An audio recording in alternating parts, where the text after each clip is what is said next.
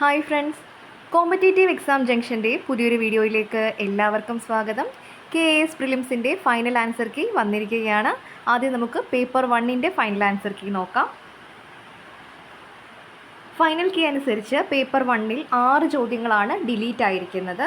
A code question paper അനുസരിച്ചാണെങ്കിൽ ചോദ്യം number 10, 15, 17, 23, 84, 91 എന്നീ ചോദ്യങ്ങളാണ് ഡിലീറ്റ് ചെയ്തിരിക്കുന്നത്. ഒരു ക്വസ്റ്റ്യന് ആൻസർ ചേഞ്ച് ഉണ്ട്.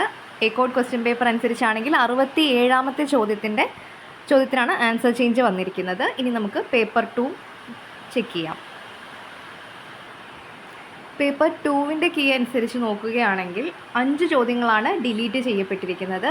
എ കോഡ് ക്വസ്റ്റ്യൻ പേപ്പർ അനുസരിച്ച് ചോദ്യം നമ്പർ 5, 22, 23, 42,